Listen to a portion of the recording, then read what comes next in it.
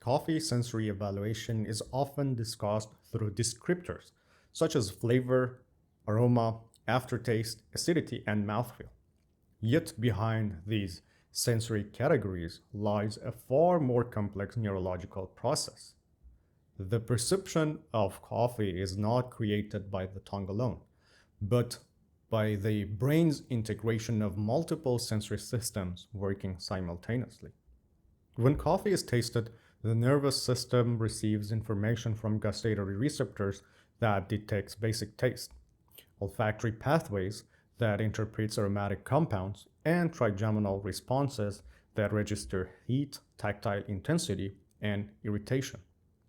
What professionals describe as flavor is therefore a neurological construction rather than a single sensory event.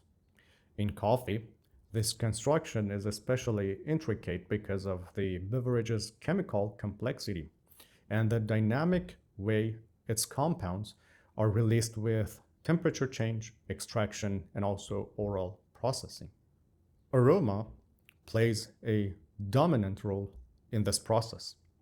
Much of what is defined as flavor note is mediated through retronasal olfaction, where volatile compounds travel from the mouth to the olfactory system during coffee tasting. This explains why coffee's floral, fruity, spicy, and roasted notes cannot be understood through tasting alone. At the same time, bitterness, acidity, sweetness, and tactile sensation interacts within the brain, shaping both intensity and quality perception.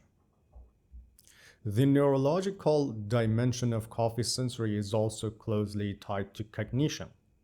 Memory, attention, expectation, and prior experience strongly influence how a coffee is perceived and interpreted. This is one of the reasons that trained tasters develop more precise and consistent sensory judgment. Sensory expertise is not only a matter of palate development, but also of neurological calibration through repeated exposure and structured evaluation. For this reason, coffee sensory analysis should be understood as both a sensory and neurological discipline. The cup is the source of stimuli, but the final experience is constructed in our brain. Recognizing this relationship deepens our understanding of quality evaluation and reinforces the scientific foundation of modern coffee sensory practices.